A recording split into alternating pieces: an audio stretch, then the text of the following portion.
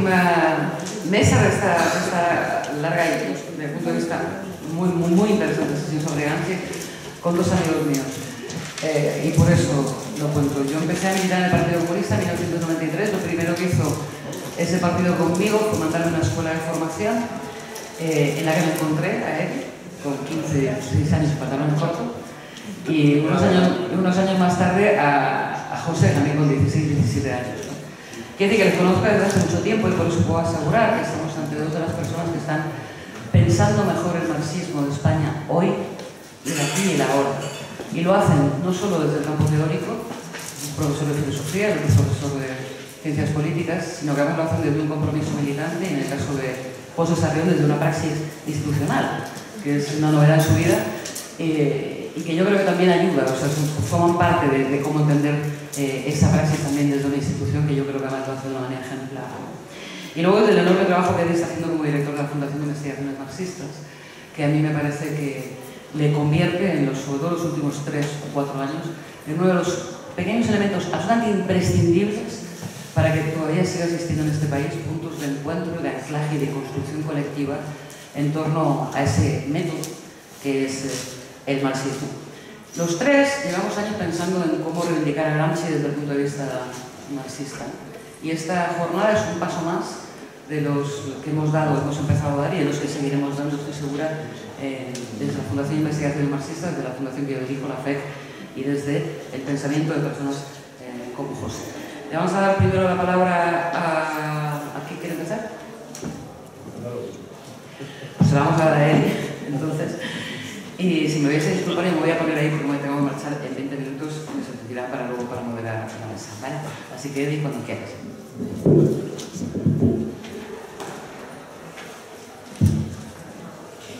Iba a subir el Montenegro, que me va a ayudar a orientar y conducir el debate posterior. Gracias.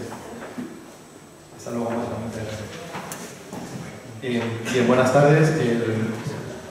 La Fundación de Investigaciones Marxistas no es la primera vez que hace actividad aquí en Salamanca, que quería recordar en este mismo lugar las dos veces anteriores. Me acuerdo que la anterior coincidí con José Sánchez también, con algunos de los que estoy aquí, que fue la primera en 2010, con unas jornadas que luego se publicaron antes, ¿no? Sí, antes, ¿no? 2005, por ahí a lo mejor, de historia sobre la concepción de la democracia y la política de alianzas del PC, que se publicaron en la revista de la FIN, Papeles de la FIN, que además fue el origen del Congreso de Historia del PC y posteriormente que tuvo ediciones y también del Congreso de Historia del Sur. O sea, fue un punto de inflexión, digamos, en los análisis y estudios del Partido Comunista de España y del movimiento comunista de España, ¿no?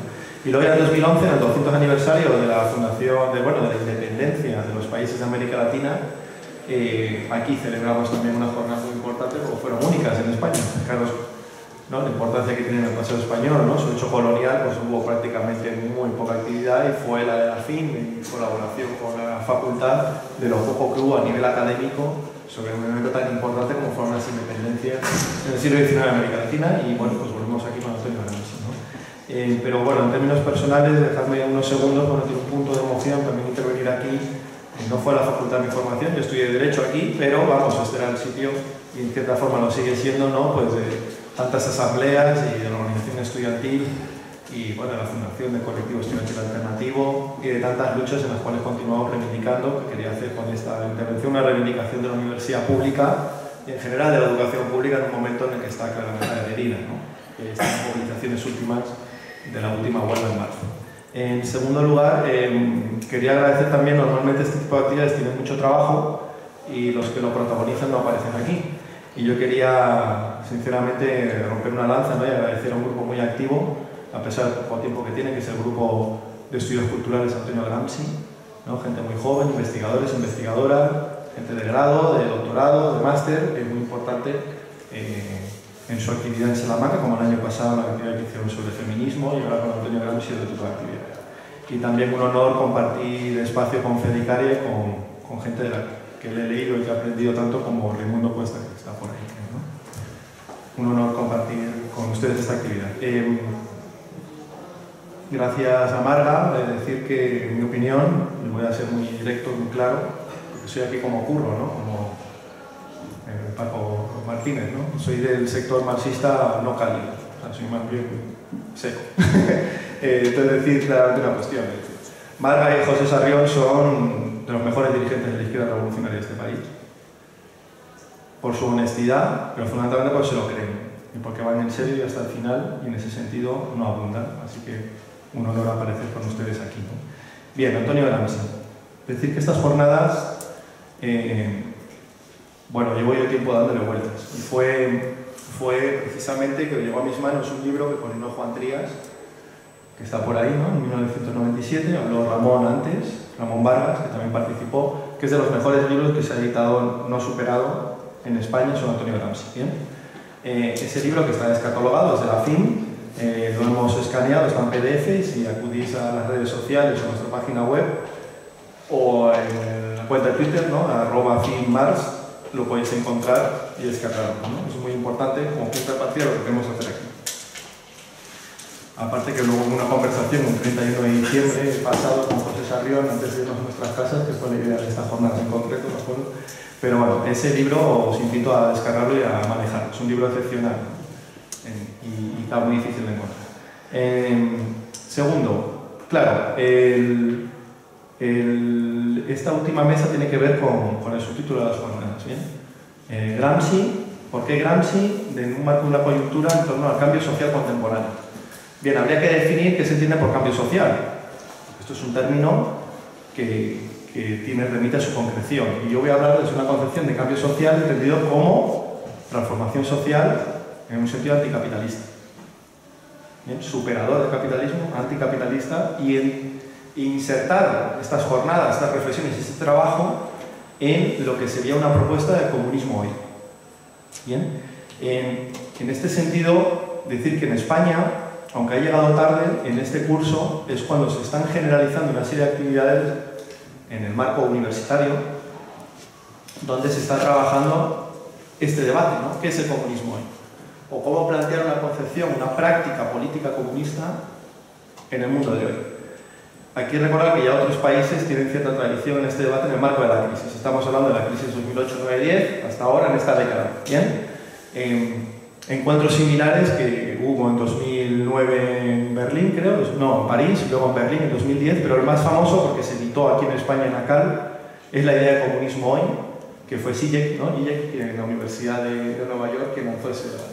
Bien, en España, a pesar de la importancia incuestionable del conflicto social y de las movilizaciones en España, huelgas generales europeas, el 15M, el ejemplo de las mareas blancas y la marea verde, en mi opinión, como una tipología de conflicto de nuevo tipo, ¿no? En las condiciones actuales. Ejemplos de huelgas como la de Movistar, en el marco más subcontratado, de la mayor subcontratación y fragmentación laboral, como sería una huelga de mesas exitosa, la de Coca-Cola, etc. Es decir, tenemos una práctica, tenemos incluso pues, muestras de conflicto social que han marcado a otros países, la imagen de Sol, por ejemplo, y del 15M, como ha influido en otros marcos, ¿no? En los movimientos similares, de los indignados, etc. Sin embargo, este tipo de debates no se han desarrollado hasta este año. Aquí marcar dos fechas importantes. El debate, como abrimos, que precisamente fue un acto de la FIN, como abrimos nuestro curso académico con Alberto Garzón y con José Luis Centella, secretario general del PC, sobre el marxismo hoy. 1.200 personas en la Facultad de Ciencias de la Información de la Complutense, el acto más grande hasta ahora en Madrid. 1.200 personas además, me acuerdo que era un jueves por la tarde, lloviendo, bueno, había una expectación, pero también una voluntariedad militante en torno a ese acto, que no lo pudimos grabar, pero sí está en audio en YouTube, ¿no? Y otro, por ejemplo, el socialismo hoy, el impulso público, que estuvo Marta Ferrer, ¿no? Que participó también 1 millón de visitas, ¿bien? No estamos hablando de poca cosa, ¿bien? En un debate de 3 meses, creo que estuviste también, Jaime, ¿no? Escribiste, ¿no? El debate del socialismo hoy en público. Sí, ¿no? Bueno, 1 millón de visitas, ¿no? Y, bueno, o sea, que marca, y a partir de ahí una serie de debates, sobre todo en el marco universitario, en donde hay 3 características que quería señalar. Primero, el debate del comunismo hoy, o del marxismo hoy, últimamente es el comunismo hoy, ¿no? Sería el tipo de ejemplo que se utiliza, tiene 3 características, ¿no? Son actividades que se han dado en las grandes capitales de los países del centro capitalista. Bien, estamos hablando de Berlín, París, Nueva York, en ese sentido, pues, luego España, ¿no? Segundo, lo masivo de la asistencia a los mismos. Y tercero, una reivindicación directa, sin eufemismos, sin sectarismo, pero sin complejos también, del término comunista como un elemento de práctica política contemporánea hoy. O sea, como una cuestión de debate, ¿no? De debate, pero una práctica política, no como un elemento de referencia histórica, ¿no? Bueno, y en este sentido, pues insertar este tipo de jornadas y otras que continuaremos con otros aniversarios redondos, como el centenario de la Revolución de Octubre, el 150 aniversario de la primera edición del Capital, o el aniversario del Che Guevara, ¿no? Que lo asesinan en 1967, recordad. Así que, por tanto, en España se empieza a desarrollar un tipo de debate que al final es un reflejo tardío, pero bueno, que llega a la academia en torno al comunismo y al marxismo. Y desde ahí voy a hablar, ¿bien? ¿Por qué también? Porque para los que empezamos a militar, como bien señala Marta, en la década de los 90, muy jóvenes, en la década de los 90, y nos hicimos en la primera década de los 2000, los formamos, pues Gramsci fue el elemento de introducción del marxismo para nosotros. José también, creo. Bueno, básicamente nosotros empezamos a leer al Che Guevara, luego pues si teníamos un poco de tiempo a la teología de la liberación en América Latina, luego Gramsci, luego ya llegó Lenin y así seguíamos en esto pues a más de años, ¿no? Pero básicamente sería un poco esa secuencia, ¿no? De Gramsci es un elemento de introducción al marxismo y ahora también, ¿bien? Por eso la importancia de Gramsci. En segundo lugar, yo no llevo a Gramsci por un debate teórico que lo conocí en la universidad, lo conocí en el instituto, bachillerato, porque mi profesor de música me dio los textos de Gramsci, no era de historia ni de filosofía en este caso, sino era de música, ¿no? Aquí estaba en la facultad de musicología. Me dio los textos de Gramsci, de Lucas, Rosa Luxemburgo y Panejoe, porque él era consejista. Militaba en izquierda socialista, pero él venía de la Rosa Luxemburgo, o sea, de un luxemburguismo, ¿no? Entonces, el primer Gramsci que yo leo es porque yo era militante de la Juventud Comunista, ¿bien? Y este profesor lo supo y me dio esos textos, me ayudó, ¿no? Y encima, el primer Gramsci que yo leo es el Gramsci que casi ya nadie lee, que es el de los consejos obreros, el del bienio roso, ¿no? El Gramsci consejista, ¿no? De los obreros, consejismo. Y por tanto, pues eso, ¿no? Primera idea es estos debates en este contexto de la recuperación del comunismo hoy, y yo voy a hablar del Gramsci, o qué me inspira Gramsci, o cómo plantear un debate sobre el pensamiento de Gramsci y lo que significó Antonio Gramsci, en una concepción de cambio social que yo lo entiendo desde un punto de vista, una óptica anticapitalista, ¿no? Y de recuperación de una práctica política comunista en la sociedad actual en España. ¿Bien? Segunda idea, pensamiento de Gramsci. Digo por si puedo ayudar, orientar lo que era Gramsci y sus lecturas hoy. Bueno, yo veo en Gramsci tres etapas. Porque claro, hay que pensar que Gramsci nace 2 meses antes de la Comuna de París, en 1871. Conoce en su corta vida la Primera Guerra Mundial y lo que significó 20 millones de muertos, ¿no? Lo que significó en aquel momento la Primera Guerra Mundial. La Revolución Soviética, la Revolución de Octubre y el fascismo. En muy pocos años. Es decir, escribir, aquí se habla de las contradicciones de Gramsci, claro, es que escribir en tiempo real en esta coyuntura es tremendo, ¿no? Dramático, más como muere, como ha sido su vida, ¿no?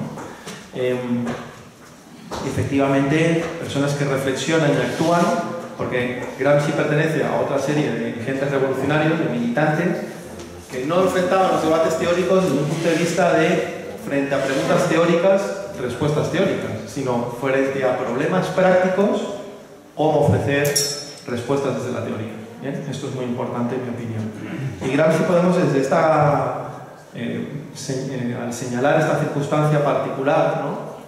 Sin lo cual no se puede entender a Antonio Gramsci 3 etapas. Una primera, joven, efectivamente la del bienio rojo, ¿no? El bienio rojo, el intento en Italia, sobre todo en el norte de Italia, de la revolución, de hacer lo que fue en Rusia, la Rusia soviética, hacerlo en Italia. 1919-1920. ¿Cuál era el elemento central de esa etapa de Gramsci? ¿Cómo hacer la revolución? Su sujeto, los consejos obreros. ¿Dónde encontrar textos de esa época? El orden nuevo, ¿no? El orden nuevo. El periódico, la revista, la publicación, que quedó con otros dirigentes que luego fundaron el Partido Comunista, entonces Togliatti, que ha salido aquí con otros. ¿Bien? Segunda etapa. Pues no hubo una revolución como la de la Rusia soviética en Italia, fueron derrotados. 1921-1926, el planteamiento central es el análisis de esa derrota. Una de las conclusiones es no había conducción política del mismo. Las condiciones objetivas, digamos, pero las subjetivas fallaron, la cuestión del partido. ¿Cuál es el elemento central de esa etapa? La construcción de un partido nuevo, el Partido Comunista de Italia, en aquel momento, el PCI, ¿bien? Después conocido como PCI, Partido Comunista Italiano. Donde encontrar un texto, digamos, que condensa bien esa etapa, las tesis de Lyon. En Lyon, en la ciudad francesa, se dio el tercer congreso del Partido Comunista de Italia. Ahí aparece ya la cuestión meridional y la idea de anteponer al bloque de poder fascista el bloque histórico de obreros industriales del norte con trabajadores y trabajadoras campesinos del sur de Italia. ¿Bien? Tercera etapa, pues no. Después de la Primera Guerra Mundial no vino la revolución, vino todo lo contrario, la contrarrevolución. Triunfa la reacción. La burguesía se impone a través del fascismo. Frena el impulso revolucionario de la Rusia soviética en Alemania, en Hungría, Baviera, en Francia, en Italia, también en España, hay que reivindicar, ¿no?, lo que fue las revoluciones, pues los anarquistas tuvieron un fuerte protagonismo en la Semana Trágica, ¿no? En lo que fue el trienio bolchevique aquí en España. Bueno, pues el fascismo y las dictaduras de carácter fascista derrotan. Esa es la tercera etapa de Gramsci. Entra en la cárcel, lo matan en la cárcel, es un poco como Miguel Hernández, ¿no? Una persona que meten en la cárcel, enferma, era para aniquilarlo físicamente de manera lenta. Él lo sabía. En esta tercera etapa, ¿cuál es el elemento central? ¿Por qué perdimos? ¿Cómo rearticular al partido, ¿no?, y una ofensiva para derrotar al fascismo? El elemento del fascismo, el eje rector, ¿dónde encontrar esos escritos? El cuaderno de la cárcel. Él entra en la cárcel, si no me equivoco, en 1927, ¿no? Y no es hasta 1929 donde le dejan escribir hasta que muere en 1937, 2 días después de salir de la cárcel, ¿no? Bien, estas son las 3 etapas. Y un poco los problemas, por eso digo que son problemas prácticos, un trabajo teórico en torno a resolver problemas prácticos, ¿no? La revolución, el partido, el antifascismo, ¿no? Y en dónde encontrar los textos y un poco los elementos centrales que motivaron a la reflexión teórica de Gramsci. Es decir, es una reflexión teórica en torno a una práctica política revolucionaria. De ahí la filosofía de la praxis. Tercera idea.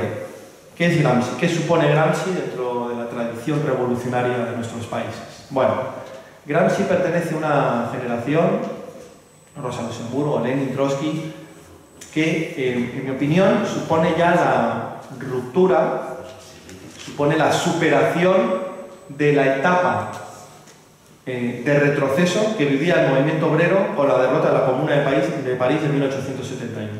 Desde 1871 hay un reflujo del impulso revolucionario del siglo XIX, bien, en torno a la artesanal, las revoluciones del 48, del 1830, etc. En 1861 se rompe, se interrumpe, queda derrotado, ¿no? Y bueno, hay un elemento de reflujo en el que se impone una concepción dentro del movimiento obrero en torno a la idea de fase o de etapa. Es el etapismo, que cristaliza muy bien en las obras teóricas de la práctica de la vieja socialdemocracia y la internacional socialista. Estoy pensando en Bernstein, ¿no? La cuestión del reformismo, ¿no?, como lo trataría Rosa Luxemburgo en Reforma Social o Revolución, en su libro. Es decir, Bernstein, que no era cualquiera, era el secretario de Engels, ¿bien?, o Kautsky posteriormente. Es decir, hay un reflujo y esta generación de jóvenes revolucionarios, que muchos de ellos vienen de zonas del interior. Rosa Luxemburgo viene de la Polonia dentro del Imperio zarista, de Cerdeña, de la etapa del mundo del sur rural, ¿no?, de Italia, en el caso de Gramsci. Lenin también, no vienen de zonas centrales, gente joven, en torno a una nueva etapa del capitalismo, el imperialismo, empiezan los monopolios, es decir, concepciones del capitalismo, algunos de ellos todavía contemporáneos, las grandes trusts, ¿no?, las sociedades anónimas, el taylorismo, etc. Bueno, pues Gramsci forma parte de una joven generación que supone una superación de esta etapa de retroceso. Pero lo que voy es, esta etapa que marcada por la derrota de la Comuna de París tenía en la etapa y en la concepción de fase el elemento central. ¿Y cuál es el núcleo político práctico fundamental de eso? La fase política principal es el carácter democrático burgués del movimiento obrero de las revoluciones de aquel momento, lo cual otorgaba a lo que ahora diríamos clases medias, ¿no? Bueno, a la pequeña burguesía como el elemento rector de la política de alianzas del movimiento obrero. Por tanto, era una tradición, la vieja socialdemocracia, que entendía el movimiento obrero tenía en la revolución democrático-burguesa su elemento principal, el aliado principal era la pequeña burguesía y el marco geográfico de la lucha prioritario, los grandes países de la Europa capitalista occidental. Y como mucho Estados Unidos. ¿Bien? Bueno, frente a esto hay una otra posición en la que viene una generación como Antonio Gramsci. Luego hablaré y profundizaré en esto. Por último, ¿qué significa Antonio Gramsci? Bueno, pues, aunque tiene estos elementos en común con Lenin, Trotsky, Rosa Luxemburgo, Lukács también, ¿no? Sin embargo, no escribe los cuadernos de la cárcel, su obra teórica, podemos decir, de mayor comunicación, madurez, no la escribe Gramsci en un momento de ofensiva. A diferencia de Lenin, Trotsky, posteriormente Mao Zedong, Ho Chi Minh, el Che Guevara, no escribe en un momento de auge. Su obra teórica o su práctica política no es en el momento de ascenso de la lucha revolucionaria, sino de derrota, de reflujo, la derrota del fascismo. Rosa Luxemburgo, si lo leemos, escribe en un momento, ¿no?, de impulso revolucionario. La asesinan, no pudo ver lo que significó, bueno, en su propia figura vivió lo que fue, ¿no?, la reacción, el triunfo de la reacción, pero si la leemos es un momento, ¿no?, de impulso, de auge, ¿no?, de avance, de optimismo. Lenin, bueno, prácticamente se retira ya muy joven después del atentado, pero tú no le lees ese momento, ¿no?, de empuje, de triunfo, ¿no?, de éxito, ¿no? Ya no digo los grandes revolucionarios que vienen de la periferia colonial, ¿no?, Ho Chi Minh, Mao Zedong, Gramsci. Y aquí Gramsci, aunque el último Lenin también lo podemos encontrar, pero en Gramsci estaría, esta sería la siguiente idea, esta concepción de viraje táctico, o incluso estratégico, a veces me confundo, no sé cuál es lo estratégico y lo táctico, pero bueno, de viraje táctico vamos a decir, ¿no?, como diría Togliatti con las vueltas de Salerno, bueno, pues el viraje táctico dentro del movimiento obrero, que condensaría en una frase literal: hay que terminar con la idea del asalto para reemplazarla por la del asedio. Hemos sido derrotados, ¿no?, el fascismo, con la burguesía encontró en el fascismo un elemento claramente de contención de la revolución, de hacer que sea un hecho ruso, ¿no?, meramente el tema revolucionario. Hay que pasar a una nueva etapa, que es la del asedio. Y esto, una terminología muy propia de una generación traumatizada y que vivió la Primera Guerra Mundial, en torno a la acepción de pasar de la guerra de maniobra a la guerra de posición, a la de movimientos, a la de posición, ¿no?, a la de trinchera. Entonces, bueno, y aquí viene la parte fundamental de lo que quiero plantear, que sería en la parte final de mi intervención como 5 tesis de lo que yo creo de cierto elemento de insuficiencia en la forma de recibir a Gramsci, o incompleto, incluso erróneo, de cómo hemos recibido a Gramsci en torno a esta concepción, porque aquí se generó una idea que era la siguiente, y que nosotros aprendimos muy bien, y a lo mejor José puede coincidir conmigo con esto, ¿no?, que es, en los estados de Occidente, en los países de Occidente capitalista, la revolución tiene que venir de la mano de un largo proceso de guerra de posiciones, de concentración de fuerza, en donde los elementos de conquistar la hegemonía cultural e ideológica en las sociedades son fundamentales, para de ahí conquistar el Estado y realizar las transformaciones. Este es el núcleo central de una concepción política que llamaríamos las vías democráticas al socialismo, que es donde Gramsci aparece como el gran, ¿no?, teórico y legitimador. Bien. Pues bien, en este sentido yo, bueno, me gustaría indicar como 5 elementos en mi experiencia personal, desde esta óptica que he hablado, ¿no?, de Gramsci como un elemento que nos puede servir para reelaborar una práctica comunista hoy, contemporánea, 5 elementos de insuficiencia que veo en esta lectura, ¿no?, típica de esta forma de ver lo que fue Gramsci. La primera sería, según esta concepción, Gramsci sería puro consenso. Gramsci es el teórico del consenso social. Porque claro, hay que conquistar la hegemonía de la sociedad a través de los elementos culturales e ideológicos, porque el mundo occidental es más complejo que el oriental, y por ahí llegar al Estado, porque aquí el Estado es muy importante, y de ahí, ¿no?, porque esto es un asedio lento. Bien, pues Gramsci como el teórico del puro consenso frente a Lenin, que es la violencia y la coerción. Esto los que venimos de América Latina, Marga de Argentina, yo de Venezuela, pero bueno, o en España, en la época de la transición, se planteó una recepción de Gramsci que es frente al movimiento guerrillero en América Latina o frente al conflicto social antifranquista, se antepone la necesidad de la creación del consenso. ¿Y la consenso en qué? En cómo entender una forma de la democracia en torno a los mecanismos parlamentarios, en torno al elemento electoral como el elemento central de desarrollo de la política comunista o socialista, y no el conflicto. El conflicto es lo negativo, eso es Lenin, eso se pasa a la Unión Soviética, y se me apuras es Stalin y otra serie de gente, ¿no? Y Gramsci es el puro consenso. Las sociedades del consenso, frente a la práctica del conflicto como el avance social. Y esto lleva a una concepción de, soy consciente, del bloque en vez de más que de bloque histórico, mejor dicho, la traducción es entender el bloque histórico como un bloque electoral. Y el planteamiento gramsciano se reduce, se empobrece, en mi opinión. Aquí quisiera plantear algo muy importante para nosotros, los que estamos nosotros, ¿no? Que estamos aquí, que es Manuel Sacristán, que no es cualquiera, hay una frase brillante. Manuel Sacristán, en un artículo que escribe, que está recogido en sus antologías Icaria, en su crítica al eurocomunismo, ¿no? Una crítica muy bien articulada y muy respetuosa, es decir, no gratuita, no retórica, ¿no? Pero su planteamiento es, esta concepción del puro consenso en la práctica de aquellos partidos, ¿no?, del movimiento obrero, decía Manuel Sacristán, es la representación de la insulsa utopía de creer que la clase dominante está dispuesta a abdicar graciosamente y una clase ascendente capaz de cambiar las relaciones sociales de dominio sin tener que hacer uso de la coerción, ¿no?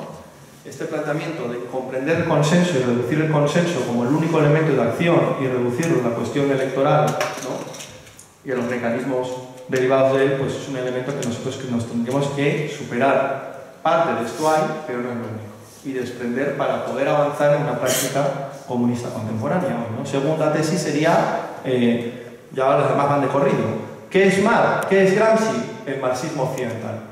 ¿Qué es lo demás? El marxismo oriental. Un poco siguiendo a Perry Anderson en su libro, ¿no? ¿Qué es el marxismo occidental? Lo bueno, lo complejo, lo atrayente, lo académicamente profundo, ¿no? Donde Althusser, otros intelectuales, ¿no?, académicos, pues como otro grande, ¿no?, que Pulansas, ¿no? Son el elemento central. ¿Qué encubre esta concepción para mí? Nos ha empobrecido. Y aquí es verdad la crítica que nos hacen los postcolonialistas, las feministas, la ecología política. Esta concepción del marxismo occidental que nosotros mismos seguimos y nosotras mismas seguimos utilizando y nuestras dirigentes actuales jóvenes también, el marxismo occidental como lo sofisticado, lo bueno. ¿Eso dónde aparece? Porque esto ha desterrado de nuestra práctica política en los últimos 35 años la cuestión de la periferia, de los países del sur, de otras clases subalternas y de otros planos de conflicto social. Por eso nombraba, pues, ecología, feminismo, o todos los elementos, pues, postcoloniales, por ejemplo, que hay una crítica ahí de cierto grado de la modernidad que tiene elementos sugestivos. Esa es la crítica a esta concepción del marxismo occidental, donde el intelectual marxista universitario es como el sujeto, ¿no? Lenin tenía unas condiciones, porque ellos forman parte de una tradición política donde hay que resolver el elemento central. De eso recomiendo los artículos de Juan Trías sobre el marxismo en Lenin, ¿no? Y Gramsci también hay que resolver en cada momento el elemento central para poder avanzar en resolver la contradicción principal. ¿Cuál era la de Lenin? La paz. El elemento fundamental era la paz, por eso tuvo el apoyo que tuvo, lograr la paz. Y por eso había que disolver la Duma. ¿Por qué? Porque en la Duma la mayoría quería la guerra. No es que sean unos brutos, porque claro, en el mundo oriental, el Estado atrasado, tal, esa concepción de que en el marco periférico y después colonial, eso es lo atrasado y lo occidental al final sigue siendo lo rector, es erróneo. En cambio, el marxismo, ¿cuál era el elemento central que quería Gramsci? Derrotar al fascismo. Y claro, había que contar que el fascismo no es un Kit Kat en la historia de Italia. O sea, el fascismo no es una abrupta ruptura sino que es una continuación de la historia, ¿no? Sobre todo del proyecto político burgués en Italia, y por eso la importancia de la cultura, de la sociedad civil, etc. No sé si me explico. Es decir, ¿por qué? Porque esto nos lleva a no comprender bien lo que significó una de las mejores tradiciones que viene de la Tercera Internacional, que es insertar en el imaginario del cambio, en aquel momento, ¿no? Ahora que hablamos del cambio, en aquel momento, la cuestión campesina y la cuestión de los pueblos coloniales. Por primera vez en la historia, los pueblos coloniales de la periferia y el campesinado, que era la mayoría de la sociedad, en el mundo hoy actual el campesinado sigue siendo la mayoría de la sociedad, ¿bien? Eran un sujeto principal y protagonista de la revolución. Bien, y por eso Gramsci, esto lo toma muy bien de Lenin y de la experiencia soviética en la cuestión meridional y en la cuestión campesina. El campesinado tiene que ser un elemento rector de la vida en Italia, no subordinado. ¿Por qué? Porque para el socialismo, la vieja socialdemocracia, el sujeto principal es la clase obrera y los países de Europa Occidental. Por tanto, esta dicotomía de occidental lo bueno, oriental lo malo, como es Europa Occidental guay chachi, ¿no? y el oriental que era la malo, no es el planteamiento de Gramsci. Y yo creo que nos ha empobrecido también. Tercer elemento, claro, derivado de esto sería en estos momentos, ¿cuál es la periferia? Es decir, ¿y cuál es ese campesinado? ¿Cuáles son esas clases subalternas que no se contaban con ellas, pero que hay que contar con ellas y ser protagonistas para articular un cambio, ¿no? Que es el subtítulo de la conferencia. Pues claro, ahora podríamos hablar que nuestra concepción de cambio social también es estrecha, porque la entendemos como el cambio social es igual a grandes ciudades, más capas medias urbanas, más estudiantado universitario. Esa es la concepción, digamos, el sujeto principal del cambio, al menos de los países de Europa Occidental, de Estados Unidos. Sin embargo, nos olvidamos de nuestra periferia, los barrios obreros, la periferia urbana de las grandes ciudades y las zonas del interior de España. Claro, luego llega el PP y nos sorprendemos porque gana. Igual que Gramsci decía, y como puede ser que gana el fascismo. Y del Brexit, de Trump, pero también hay elementos positivos de cómo integrar esta crítica y mirar las elecciones en Francia, ¿no? Y el Partido Comunista de Francia, Francia insumisa, Mélenchon, se ha parado el Frente Nacional en muchas de estas zonas, pero por tomar como prioritario esto que hasta ahora ha estado excluido de nuestra concepción de cambio social. Y que ha hecho, por ejemplo, que en España se haya avanzado en términos electorales, pero claramente somos insuficientes en términos históricos para encabezar un cambio. ¿Bien? No puedo detenerme aquí, pero bueno, lo dejo ahí, ¿no? Para Gramsci la periferia era el sur de Italia, de donde venía él. Sin eso no hay revolución en Italia, y sin el campesinado tampoco. Pues pensar en términos históricos, ¿qué es eso en nuestro marco contemporáneo?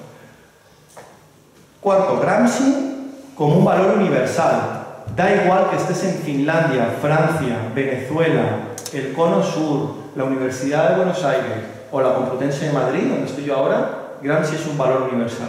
Pues yo reivindico todo lo contrario. A mí lo que me genera atracción de Gramsci es lo profundamente italiano y meridional que es. No, es que Gramsci es un historicista, claro, porque es italiano. Y porque bucea en la historia nacional de su país elementos, además como escribía en clandestinidad, no podía hablar del fascismo en los cuadernos de la cárcel, y que habla de la historia.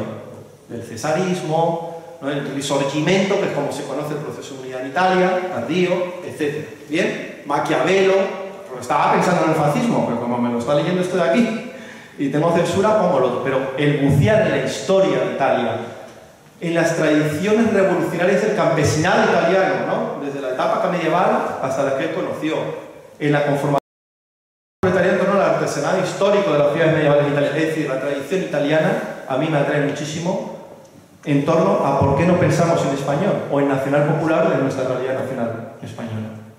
¿Cuántos, es autocrítica, dirigentes, ¿no? Punto Comunista, Partido Comunista, Izquierda Unida, Podemos, tal, bucear en la historia de España, en nuestras tradiciones, por ejemplo, revolucionarias de Castilla, que las hay, y ver y bucear en nuestra historia del siglo XVII, XVIII y XIX, que ya éramos periferia en aquel momento. Es decir, yo reivindico lo profundamente meridional de mi militancia y mi realidad ahora que vivo en España, y yo que vengo de Venezuela. Y eso es una batalla, un ejemplo pequeñito. Hay que dar clases en inglés en Somosaguas, hay todos los profesores de políticas que somos la leche de rojo y estamos en la sexta y tal. ¿Y por qué en inglés? Vamos a reivindicar nuestro carácter meridional. Y en el elemento de cómo reivindicaba su patriotismo italiano, el elemento de la concepción italiana y bucear en su historia de Gramsci, a mí me parece más sugerente que pensar en Gramsci como un valor universal. que nos vale para todo, ¿no? Y por último, y disculpar, agradecer a la moderadora su paciencia, el término de hegemonía. ¿El término de hegemonía qué viene? El término de hegemonía es una respuesta a por qué se perdió. Algo de esto ya hablamos en Palencia, ¿no? El sábado, en otro marco. Si lo hicimos todo bien, hicimos consejos obreros, tomamos Turín, Mirafiori, aquí todos en la Fiat, ¿no? Lo hemos hecho bien, hemos leído a Lenin, hemos aplicado. Somos estupendos, buenos oradores, hemos perdido. ¿Por qué hemos perdido?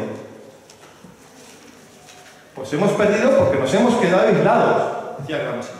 Y nos hemos quedado aislados porque el campesinado del sur de Italia no nos acompañaba. Respuesta del Partido Socialista Italiano, que es donde militaban ellos, el colectivo del Ordine Nuevo, ¿no? Y que les, junto con la guerra, les decanta a formar un nuevo partido, el Partido Comunista Italiano. ¿Cuál es la respuesta del Partido Socialista Italiano? Es que el campesinado del sur son gente atrasada, son campesinos, son católicos, no tienen conciencia sindical ni revolucionaria, son ignorantes y sobre todo son católicos. Es un elemento de reproche moral. Esto nos suena, ¿no? Cuando vienen las noches electorales, pues hemos perdido. La gente, no sé qué, los obreros votan a la nacional. Esto es un elemento absolutamente terrible, erróneo, que Gramsci plantea, decir, todo lo contrario. El fascismo no es una anomalía histórica en Italia. Esto es muy interesante, los estudios de Gramsci del fascismo, a diferencia de otros teóricos de la Tercera Internacional, que se fijan en la violencia, en la coerción, en el ejemplo alemán, ¿no? El centro europeo. No, en la tradición histórica del proyecto de la burguesía y del resurgimiento en Italia, el fascismo no es una anomalía. En ciertos grados tiene un grado de continuidad. Y se impone no por la coerción, sino por una adhesión de las élites, que son las que dirigen, pero de mucho campo popular. En torno a un bloque de poder, en torno al empresariado del norte y los latifundistas del sur, a través del nacionalismo, que es lo que ha nucleado una Italia humillada después de la Primera Guerra Mundial. Entonces, ¿qué plantea Gramsci? Anteponer un bloque histórico en torno a la clase trabajadora del norte y el campesinado del sur y articular al resto de las clases subalternas a través de una concepción nacional popular, y de ahí confrontar y derrotar al fascismo, interpretando que no se ganó por la coerción, que también, sino por los elementos de adhesión. ¿Bien? Y mi última idea sería, bien, reflexión. En el cambio social contemporáneo, más una concepción anticapitalista, ¿no? Fijaros, en que es la que defiendo yo, que es en la que milito yo, ¿no? En la que quiero aportar yo al cambio social general mi visión, nuestra experiencia. ¿Se puede articular un cambio social sin el barrio obrero, las periferias, las zonas del interior y la nueva clase trabajadora joven del sector servicios, feminizada básicamente en sus términos mayoritarios, con una gran participación de los migrantes que se localizan en esa zona?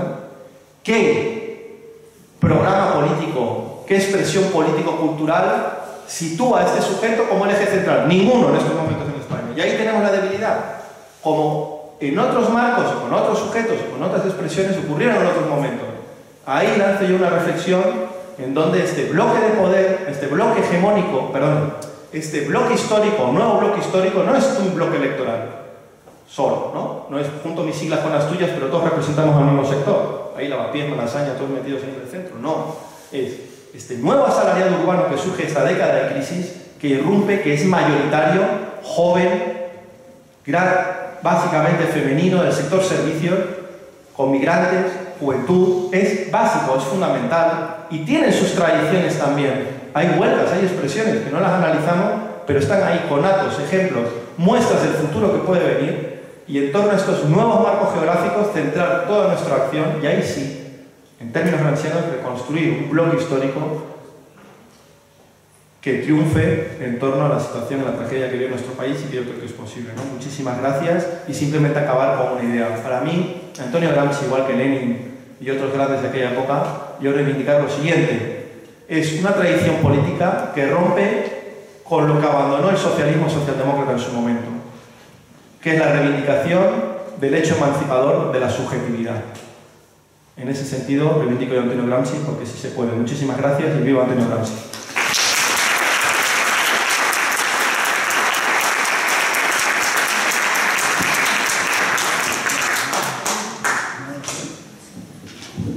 Nos debe vez 17 minutos. Bueno, pues lo primero, una cosa que se ha dicho, y es que bueno, en esta mesa también tenía que estar el profesor Antonio Sánchez Mases, que no está aquí, y bueno, creo que hay que decir el porqué, ¿no? Que no os hemos mentido, estaba invitado, pero bueno, ha tenido una urgencia familiar hoy, entonces pues no ha podido asistir. Así que bueno, ya sin más, doy la palabra a José. Muy bien. Bueno, muchísimas gracias. Voy a ajustar el tiempo porque todo el mundo lo ha hecho, ¿no? Por lo tanto, voy a intentarlo al menos, ¿no? Lo primero, un agradecimiento. Lo he hecho esta mañana, pero me parece que no sobra, ¿no? Está además, evidentemente, y como ha dicho Eddie muy bien, lo primero a quienes habéis hecho el trabajo material, a quienes habéis estado haciendo la difusión, la reserva de la sala, el equipo, José con la cámara, todo el trabajo que se ha estado haciendo, porque efectivamente es de justicia reconocerlo, y mucho más en una organización que se reclama como trabajador. Por supuesto, a AFEC, a la FIN, a los compañeros que hoy no han estado aquí, pero que han estado colaborando, y desde luego a los ponentes, ¿no? A los ponentes doblemente, pues no solamente por el desplazamiento, por el esfuerzo de decir, sino porque además yo he visto que lo que habéis traído aquí son elaboraciones auténticamente originales, ¿no? Y que esto, lo que hemos tenido aquí no ha sido una mera jornada de debate político, de divulgación del presidente Antonio Gramsci, sino que lo que hemos visto en las exposiciones que habéis realizado durante el día es una jornada de investigación, es decir, con un nivel perfectamente a la altura de lo que se espera de una institución académica, ¿no? Y probablemente por encima de lo que algunos podríamos haber esperado de una jornada más de tipo político, ¿no? Y por lo tanto el agradecimiento es doble y triple. Yo creo que de aquí lo que hay que extraer de manera inmediata son dos conclusiones. Primero, hay que continuar, es decir, que este trabajo que empieza hoy, que no se quede en una jornada de un día, que sería un inmenso error. No solamente con la publicación de los vídeos que se han podido leer y la divulgación de los vídeos, sino que yo creo que de aquí hay que hacer un esfuerzo en realizar una publicación de las actas en forma de libro de la jornada de hoy, y yo creo que sería importante también ser capaces de que lo que hoy se ha estado vertiendo en forma de las intervenciones que pueda tener una continuidad también en el debate, ¿no? Y que seamos capaces de verter artículos de lectura para que puedan analizar y que se pueda socializar el conocimiento de lo que aquí se ha dicho, ¿no? Porque yo creo que sería una labor importante y que nos encaminaría, por ejemplo, a aquellos grandes partidos comunistas como fue el PICHI, ¿no? Que precisamente hacía un esfuerzo en ese sentido. Y por otro lado, se ha citado mucho hoy a Sacristán y a Paco Fernández Güell, y yo diría que la siguiente jornada por la que deberíamos apostar en Castilla y León debería ser precisamente en el 5º aniversario de su fallecimiento, una jornada en reivindicación y memoria de Fernández Güell, que además yo siempre reivindico que nació en Palencia, ¿no? Por aquello hacer policía a la tierra de uno, y que han nacido pocos grandes de la izquierda de esta comunidad, y lo poco que tenemos pues barremos para hacer la vida lo posible. Yo creo que sería una iniciativa importante, ¿no? a ser capaces de hacer algo similar a lo que hemos realizado hoy. Yo, por lo menos, mi compromiso como coordinador de esta federación está ahí a poner las bases materiales para que pueda ser posible, ¿no? 4 consideraciones previas, ¿no? En primer lugar, y aquí se ha dicho, lo ha señalado Tafalla en su exposición, es que estamos ante la posibilidad de encontrarnos ante una nueva derrota histórica, aunque no hay los elementos todavía como para poder decirlo con absoluta contundencia. Lo cierto es que desde luego hay una cuestión absolutamente clara, y es que la fase del asalto ha pasado, y yo creo que en esto estamos todos claramente convencidos, y nos convencimos el pasado mes de junio, ¿no? Pero es que además podemos encontrarnos, como señalaba Joana, a las puertas de la cuarta revolución pasiva, ¿no? Lo cual yo creo que puede ser uno de los motivos para estudiar a Gramsci, que es un autor que reflexiona desde la derrota. En segundo lugar, es que si nos encontráramos en una posición en la que pudiera darse un éxito electoral, tendríamos que tener en cuenta que eso no implica tener el poder, ni mucho menos, y que una victoria electoral en las condiciones económicas y políticas en que vivimos significaría un acoso y derribo por parte de los poderes reales, que harían que el proceso solo podría sobrevivir en el caso de haber creado unos grandes consensos poblacionales entre las distintas clases sociales a favor del proceso, porque si no te derriban, ¿no? Como le pasó antes de empezar al mismo proyecto, por ejemplo, de Syriza, ¿no? En tercer lugar, yo diría importante mantener aquí la distinción sacristaniana que realizaba cuando hablaba de Marx entre el estudio filológico, es decir, el estudio con rigor de un autor, y la aportación crítica, que me parece algo importante a la hora de hablar de cualquier autor, también, lógicamente, de Gramsci. La distinción entre el análisis de lo que el autor dijo en su contexto y también la capacidad de pensar con o pensar a partir de, no desde el dogmatismo, sino a partir de la elaboración para el presente. Un ejemplo, yo creo que muy claro, por ejemplo, de pensamiento crítico, abierto y continuador del pensamiento de Gramsci para el presente fueron las 3 lecciones para la Universidad de la División del Trabajo, ¿no? Por ejemplo, de Sacristán, ¿no? Me parece un ejemplo muy claro de una aportación perfectamente clara acerca de cómo es un pensamiento crítico y continuador de pensar con. Y por último, una razón fundamental para la recuperación y que es también uno de los motivos, ¿no?, que llevan a este acto, y es que en el entorno comunista español, desde hace ya un tiempo, se está hablando de la recuperación. Buscáramos fuera una reivindicación manualística del marxismo-leninismo, y entonces volviéramos a intentar analizar la realidad a partir de las 3 leyes de la dialéctica e intentáramos volver a la manualística, al Konstantinov, etcétera, etcétera, etcétera, pues desde luego no habríamos aprendido nada. Creo que habría sido un error, o aún peor, si realizáramos un retorno identitario, ¿no?, y meramente folclórico, con el cual quisiéramos mostrar que somos más puros y más radicales que nadie, pero no hubiera una praxis política que lo acompañara. Por eso, en ese sentido, hablar de Lenin es hablar de Gramsci. Ya partimos de una consideración que creo que hoy ha quedado perfectamente probada, porque si ha habido un hilo conductor en todas las ponencias de hoy, es que el intento de utilización eurocomunista de Gramsci como un elemento para apartarse del leninismo es un intento absolutamente falso, ¿no?, y que no tiene una base empírica real, ¿no? Esto ha recorrido desde las conferencias de Juan Trías hasta todas las ponencias a lo largo del día, y creo que es una cuestión que queda manifiestamente clara. Por lo tanto, para hablar de Lenin, para leer Lenin, será muy importante tener en cuenta a su mejor discípulo, o a uno, por lo menos, de sus mejores discípulos. Gramsci en esta tarea será elemental. Decía Manuel Sacristán, al principio del orden y el tiempo, este prólogo que elabora inicialmente con la su antología, pero que finalmente no se publica y que termina publicando Alberto Domingo Curto, ¿no?, a raíz del estudio de su obra, decía al principio que identificaba como uno de los puntos centrales de Gramsci el principio de la práctica. Así justificaba la presentación biográfica de las ideas de Gramsci en aquel texto que luego no vio la luz hasta muchos años después, ¿no? Esto que también decía el Sacristán en el 10º cuaderno de Gramsci en la cárcel, creo que nos da una de las pistas también acerca de por dónde tiene que encaminar la lectura o la discusión política en torno a Gramsci en la actualidad. Yo tengo ahí un defecto que es evidente, y es que leo demasiado a partir de los textos de Sacristán. Tengo una pasión por eso, que genera una deformación profesional, ¿no? Entonces le cito mucho, ¿no?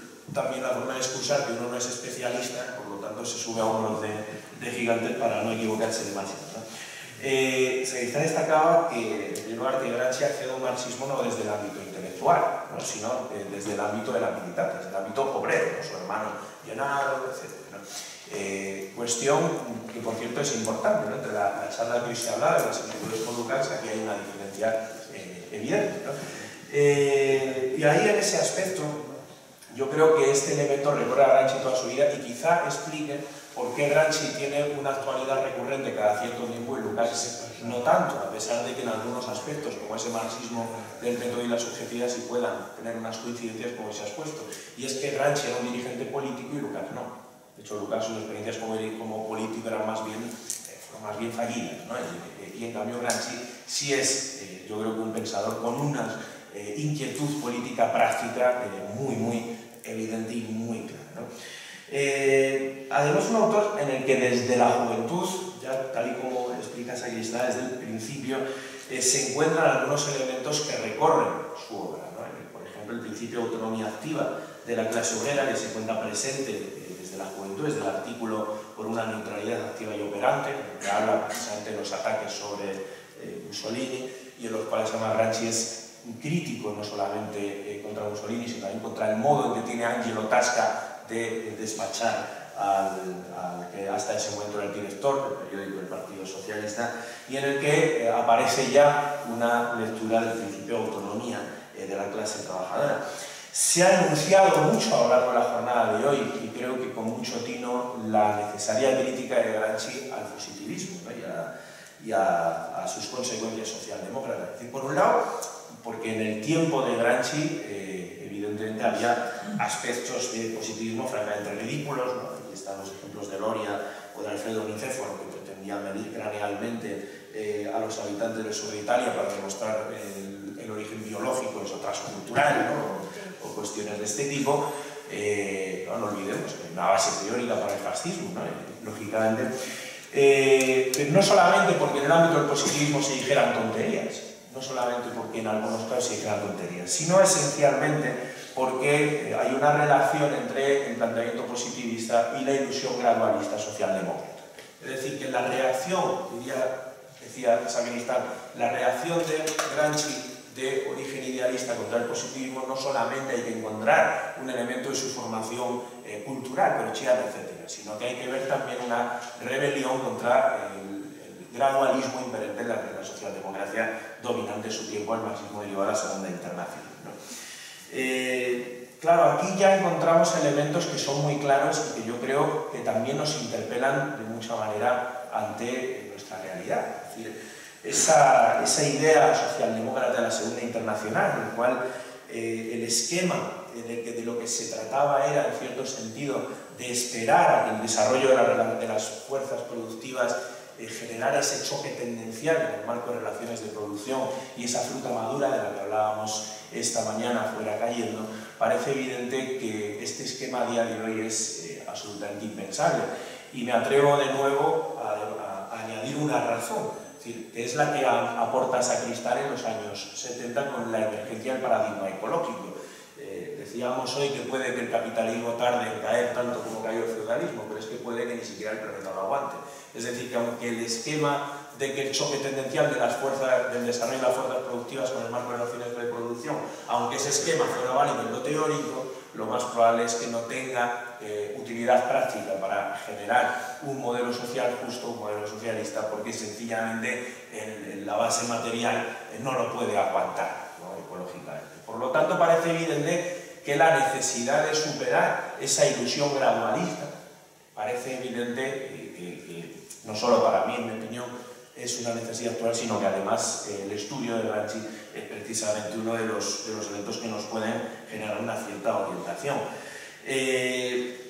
Ya he señalado hace un momento, ¿no?, como a lo largo de la jornada de hoy se hablaba del intento de utilización de Gramsci por parte de ciertos sectores de la política para enfrentarnos a Lenin. Yo creo que el carácter antisocialdemócrata que tiene este antipositivismo de Gramsci es de por sí ya una invalidación de esos intentos. Además, otro elemento fundamental que destaca Sacristán en la obra de Gramsci es la integración del análisis histórico con la acción revolucionaria, ¿no? Un elemento que además yo creo que tiene una cierta recurrencia en la historia del marxismo, ¿no? Cuando Sacristán analizaba los sofismas curialescos, ¿no?, en los que Gramsci se enfrenta a la interpretación de un militante que veía como algo positivo los beneficios de la Fiat porque daban paso a esa gran industria del socialismo, parece que es algo recurrente, ¿no? Y además que es algo que se ha encontrado varias veces en el debate, es decir, desde los textos sobre la India de Marx, que luego muchos consideran que aparecen ya negados por Marx Maduro, por las cartas a Veras, a Suárez, etc., hasta los propios debates que se van realizando en la Segunda Internacional, etc. Es decir, que esta argumentación estaba muy extendida a lo largo del tiempo, ¿no? La idea de lo que podría luego considerarse el cuanto peor mejor, ¿no?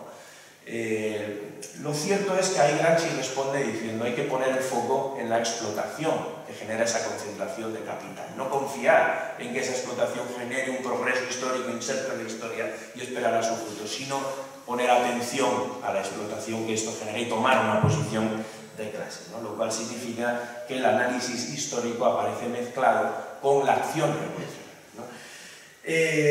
Y como decía, en ese rescate, en ese planteamiento de Gramsci como leninista, como discípulo de Lenin, hay lógicamente un papel muy importante del texto que también ha sido citado varias veces hoy desde la conferencia inaugural de Juan Díaz, que era el de la revolución contra el capital. Es decir, la idea de que el evento histórico de la Revolución Rusa configura en sí mismo una negación del positivismo mecanicista dominante en el ámbito de la seguridad internacional, que daba lugar a dos grandes consecuencias. Por un lado, el evolucionismo socialdemócrata, por otro lado, el fatalismo izquierdista, ¿no? Por lo tanto, hay en palabras de Sacristán, si los bolcheviques reniegan de algunas afirmaciones del capital, no reniegan en cambio de su pensamiento inmanente vivificador, ¿no? Y hay una idea, por lo tanto, muy importante, la noción del marxismo libre. El marxismo no esquematizado en un libro de texto o en un manual, sino del marxismo como una elaboración práctica en la cual están los dos grandes polos que se interpelan permanentemente, el polo teórico, el polo práctico. La práctica bebe de la teoría se va alimentando de la práctica y por lo tanto en una relación dialéctica se va configurando el conocimiento del mundo con su propia transformación, ¿no? Por lo tanto, no se trata aquí de poner como factor máximo de la historia los hechos económicos en bruto, sino siempre al ser humano como constructor de una voluntad social y colectiva. En este aspecto yo creo que, tal y como se ha dicho en una de las ponencias, hay un paralelismo evidente con el marxismo del método y de la subjetividad, por lo menos una motivación compartida, ¿no? Probablemente. Sacristán destacaba también un paralelismo, ¿no? Muy importante con Lenin, ¿no? entre Gramsci. Por un lado, que ambos se enfrentan, por un lado, al reformismo, al izquierdismo, no solo en el plano teórico, sino también en el práctico, como vemos en los propios debates del Pechilla recién configurado, y además que ambos realizan la recuperación frente a la socialdemocracia del carácter revolucionario del marxismo, ambos lo practican por una vía idealista, si bien en dirección contraria. Es decir, que si Gramsci parte del idealismo juvenil gramsciano para redescubrir el principio revolucionario en Marx, el Lenin es a partir de la dialéctica hegeliana donde se encuentra la naturaleza revolucionaria del marxismo.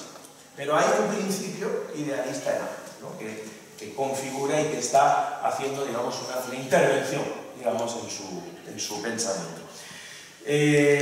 No solamente esto, ¿no? Cuando hablamos de la influencia o del paralelismo con Lenin, yo creo que es evidente la relación que ha hecho Eddie a los consejos obreros es absolutamente inexcusable. Y es un aspecto además que es muy importante. Es decir, cuando uno de los debates actuales en política es si la acción política es meramente la institucional o parlamentaria o si es algo más, yo creo que el análisis de los consejos obreros tiene también una relevancia. Y por eso yo creo que puede cobrar interés. Porque es la idea de configurar un orden de la sociedad futura ya en la sociedad presente. Es más, es la idea de que no se trata solo de disputar la plusvalía, no se trata solo de disputar los beneficios del capital en forma de salario, sino que se trata de mostrar la posibilidad de gestión, la posibilidad de administración de la sociedad futura por parte de los trabajadores en el presente, ¿no? Yo creo que esto es un elemento que interpela muy claramente, ¿no? hacia la hora de trazar estrategias y que tiene mucha importancia cuando ahora analizamos y cuando ahora se debate acerca de si la política es la política institucional o es algo más allá o más allá. Por otro lado, la reivindicación de la racionalidad frente al sentido común, otro aspecto que ha salido hoy en diferentes momentos también de la intervención y que presenta aspectos complejos, ¿no? Como planteaba César Rendueles. Yo hace un año y pico publiqué un artículo con Alberto Garzón en el cual precisamente hacíamos una reivindicación en un momento en el que se hablaba mucho en política de la disputa del sentido común. Nosotros publicamos un artículo en el cual lo que poníamos en duda era precisamente que se tratara de disputar ese sentido común y más bien lo que planteábamos era la necesidad de sustituirlo por un discurso racional, sea lo que quiera decir eso, porque luego eso tiene unas complejidades inmensas, ¿no? Como todos saben, pero que no se trata simplemente de disputar el sentido común hegemónico, sino de vertebrar una racionalidad nueva. Aspectos evidentemente complejos, ¿no? Y algunos los ha señalado Rendueles en su intervención, ¿no? Yo añadiría algunos elementos. Por un lado, Gramsci plantea la necesidad de la organización de la política, la necesidad del partido como elemento organizador de hegemonía o elemento vertebrador de alianzas de clase, pero al mismo tiempo tenemos la constatación de la imposibilidad de que la teoría se dirija unidireccionalmente a la práctica para su transformación.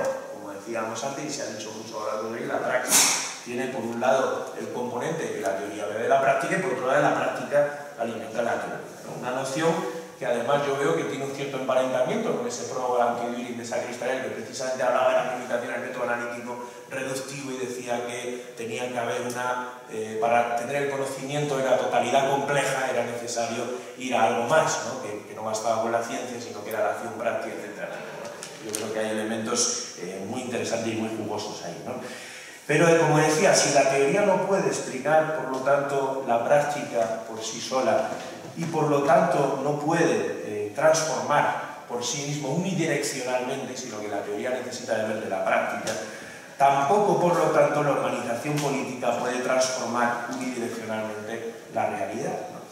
Y aquí entramos en un nudo problemático que yo creo que resulta de mucho interés el último trabajo de uno de los ponentes que ha estado hoy con nosotros, el compañero Joaquín Miras, que precisamente en su último trabajo planteabas esa distinción entre dos grandes tradiciones en el marco de la izquierda, entre una concepción elitista que plantea qué es la dirección política en la que debe conocer, hacer un estudio, un análisis de la realidad perfecto para de ahí establecer una estrategia con unas directrices que la militancia desarrolle de manera disciplinada y analiza además la base epistemológica que se encuentra y ontológica detrás de esa concepción, ¿no?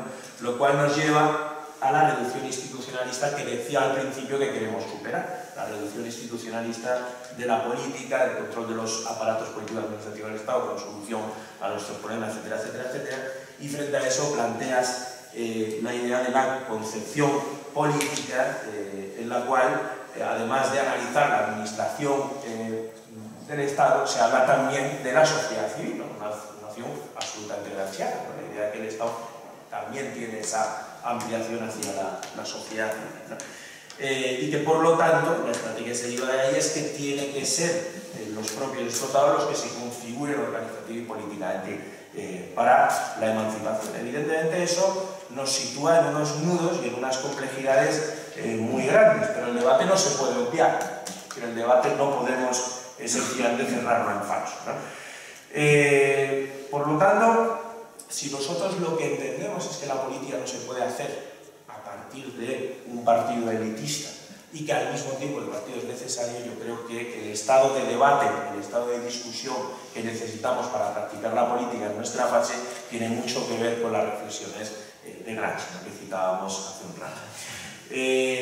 Por otro lado, además, no olvidemos otro elemento, la lectura gramsciana, y creo que esto es algo que tiene que ser un debate hoy también, y lo ha puesto él un poco de manifiesto en la ponencia que acaba de hacer, es que no olvidemos que la hegemonía es un término que antes de ser gramsciano fue el término de la discusión rusa revolucionaria, en el cual precisamente en aquel momento la hegemonía, en esa versión todavía anterior a Gramsci, se refería solamente a la política de alianzas de clase, pero no olvidemos que ese significado que se complementa también tiene una parte importante de su peso inicial.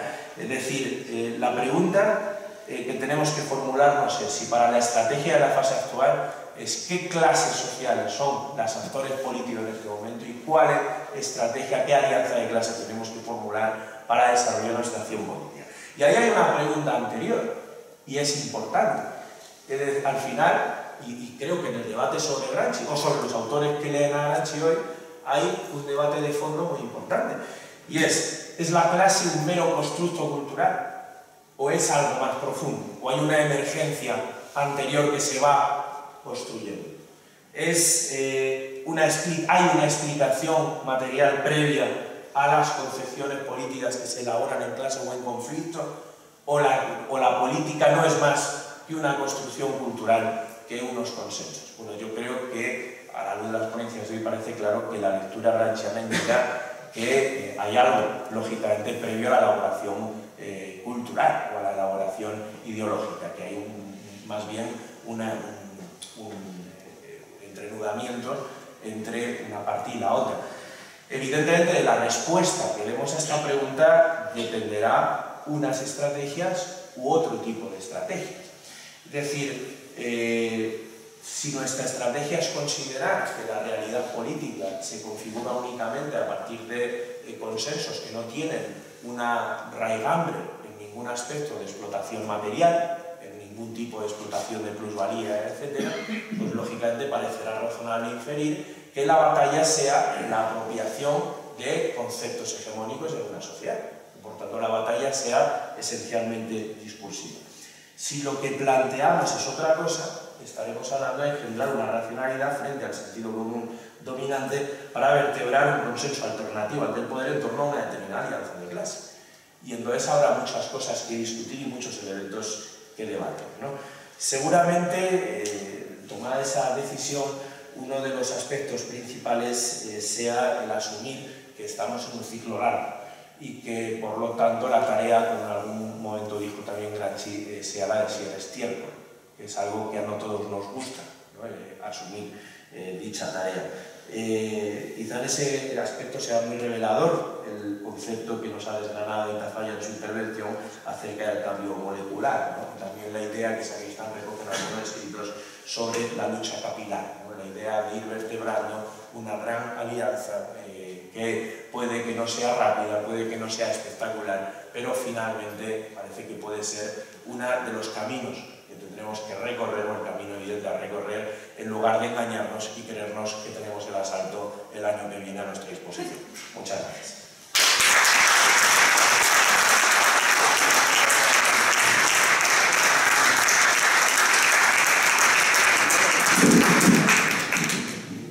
Bueno, pues si alguien quiere intervenir, preguntar, hablar... Sí. No, yo no quería hablar porque ya se ha hablado mucho. Solo quería recordar un autor olvidado, que es Karl Korsch. Karl Korsch, hay un triángulo que son, porque son diferentes generaciones. Gramsci es 20 años más joven que Rosa Luxemburgo y Lenin. Es una siguiente generación, que son Lukács, Gramsci y Karl Korsch, que es el teórico de los consejos, y unos análisis sobre el materialismo histórico están publicados en España por Ariel, me parece. Por Ariel, que está muy bien. O sea que es un autor, se ha presentado como teórico de los consejos, ¿no? Pero comparte con los otros dos, podríamos decir, ese elemento subjetivo, voluntarista, que rompe con el objetivismo, el determinismo, el evolucionismo de la Segunda Internacional, ¿no? Que es como, podríamos decir, el caballo de la tarde, ¿no? Bueno, simplemente que el recordatorio de Karl Korsch. Y que son hegelianos. Y bueno, también, sí, coinciden. Eso lo he dicho yo. Eso mismo lo he dicho yo. ¿Pero de Karl Korsch? De Karl Korsch, sí, los tres, hegelianos, filósofos y... Hay dos recomendaciones de leer a Karl Korsch. Fue un autor que mi profesor me recomendó. Sí, puedes hablar. Gracias. Esa es una pregunta que realmente tenía ya de la mesa anterior, pero creo que viene a cuento más aún todavía ahora. Porque se ha comentado, creo que con acierto, como el fascismo en Italia, al ser italiano yo son cosas que vivo muy de cerca.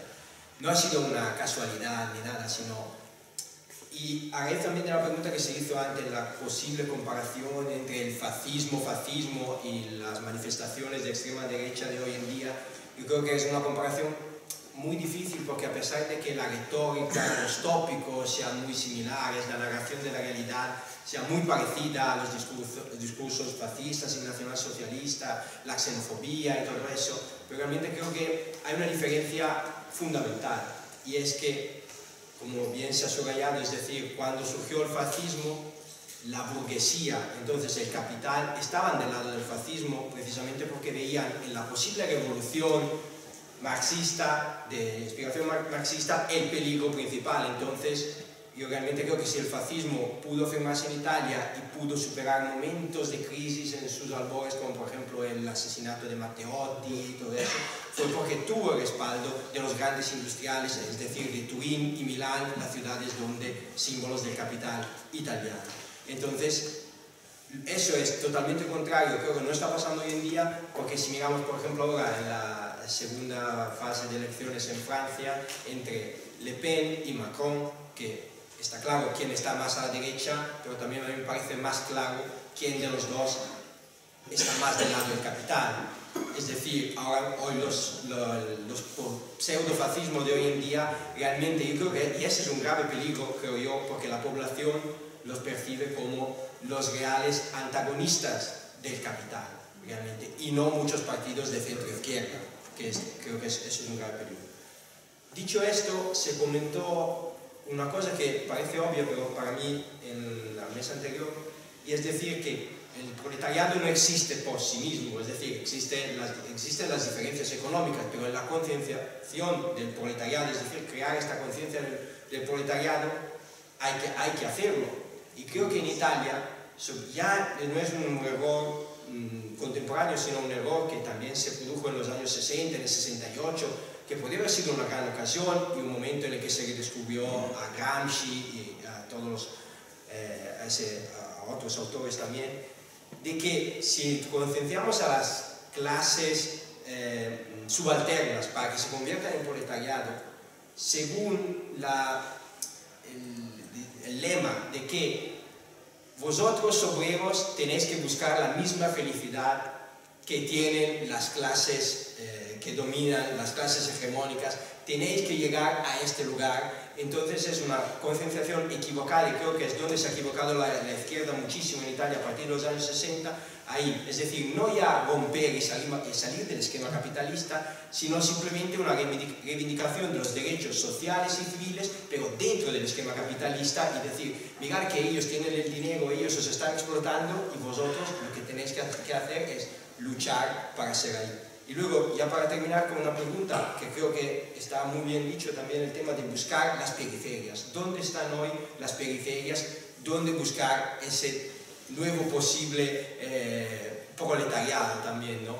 Y mi pregunta es, hoy en día, donde todo es mainstream, donde a las plazas reales parece que se han sustituido las plazas virtuales, internet, donde todo es muy fácil que se convierta también en un producto, ¿cuánto es difícil realmente encontrar la verdadera periferia donde probablemente se esconden también las últimas muestras de alteridad en nuestra sociedad?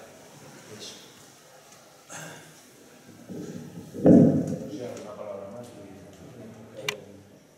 Sí, si alguien más y acumulamos y responde. ¿Vale?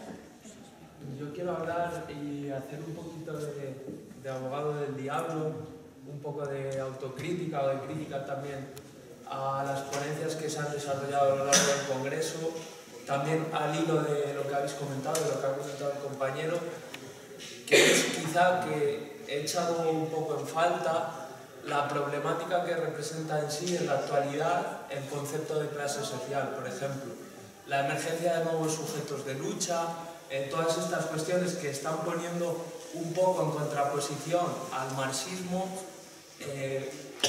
con la realidad que trata de estudiar ese marxismo, ¿no?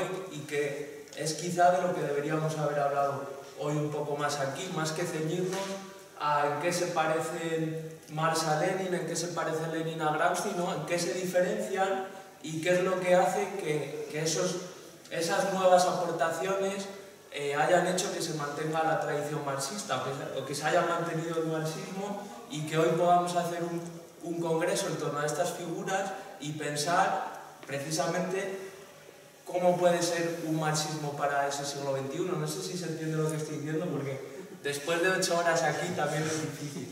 Entonces, en ese sentido, yo creo que una cuestión que podemos reivindicar de Gramsci es ese concepto que Eddie lo ha mencionado muy bien, de clase subalterna, ¿no? ¿Qué es la clase subalterna? ¿Por qué podemos leer a Gramsci en el siglo XXI? Es precisamente por eso, cómo ha conseguido incorporar a todos esos nuevos sujetos que ese marxismo ortodoxo que se ha criticado, ese marxismo esclerotizado, pues ha podido incluir y y que responden a un periodo histórico concreto, pero que en la actualidad pueden servir. Por ejemplo, pienso en América Latina, el concepto de indigenismo, ¿no? O en otros contextos, si pensamos en el África o si pensamos... Creo que eso es quizá lo verdaderamente interesante que podemos sacar del pensamiento de Gramsci y un poco sobre lo que deberíamos haber pensado hoy aquí, más allá de aquellas cuestiones que nos hacen ser iguales de Gramsci o que le hacían a Gramsci ser leninista. Y un poco en ese sentido, pues continuar un camino hacia el futuro y ver qué estrategias o qué cuestiones podemos tomar de esa tradición y emplear en el presente, pero tampoco sentir ningún miedo a otras que podamos criticar. Se ha mencionado también a Hobsbawm, con el que abríamos este congreso, ¿no? Y planteaba también en una de sus últimas publicaciones que quizá no era tanto decir quién es marxista o quién no es marxista, ¿no? Pues quizá en la actualidad tampoco sea tanto decir quién es gramsciano o quién no es gramsciano, sino ver qué nos dice Gramsci a nosotros y cómo podemos utilizar a Gramsci. No sé si se ha entendido la idea, y pido disculpas en todo caso, podemos debatir después con las cañas, pero después de tanto rato ya el cerebro... Vale, ¿alguien más?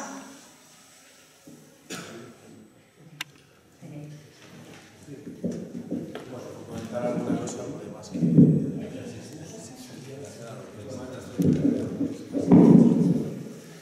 Muy rápido, además que preguntas son opinión, reflexiones y tal, y bueno, pues ahí siento que se pueden responder con otras opiniones, ¿no?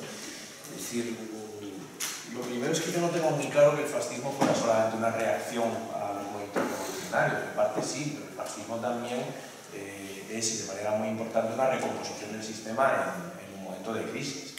No olvidemos solo esto, por lo menos no solo pensemos que el fascismo es una reacción ante la izquierda, el fascismo es un modo de organización de un nuevo orden social, no lo olvidemos, ¿no? En un momento de crisis, posguerra mundial, etc., ¿no?